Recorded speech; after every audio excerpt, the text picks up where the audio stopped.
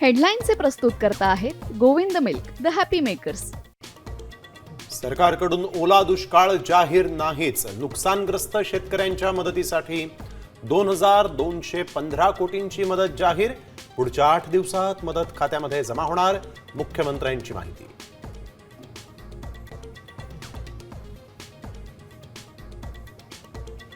सरकारनं ओला दुष्काळ जाहीर करून एकरी 50,000ची मदत द्यावी, वडेट्टीवार यांची मागणी. तर शक्तीपीठ महामार्ग रद्द करून 80,000 कोटी कर्जमाफीसाठी द्यावेत, सुप्रिया सुळेंची भूमिका.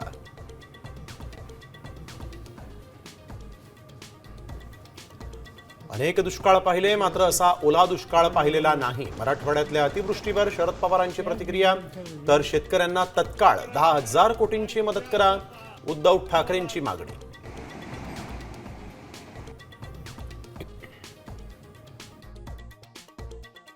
वल्ला दुष्काळ करा, नाही तर दिपाळीच्या तोंडावर आम्ही फाशी घेऊन मरू.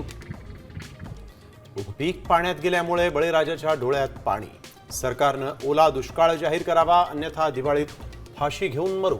नुकसानग्रस्त शेतकऱ्यांच्या व्यथा साम टीव्हीवर.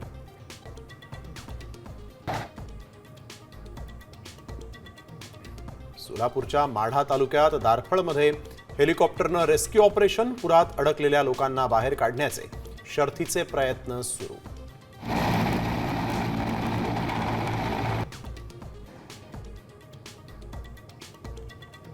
अतिवृष्टीनं पिसलेल्या मराठवाड्यावर पुन्हा पावसाचं संकट.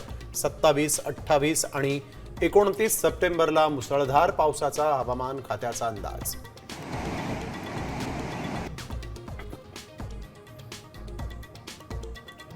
राज्यात पुढील 2 दिवस मुसळधार पावसाचा अंदाज. बंगालच्या उपसागरात कमी दाबाचं क्षेत्र निर्माण झाल्याचा परिणाम. मुंबईतही वादळी पावसाचा इशारा.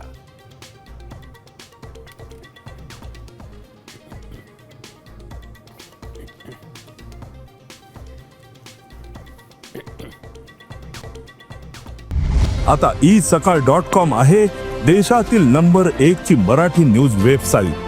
प्रत्येक अपडेटसाठी isakal.com ला नक्की भेट द्या.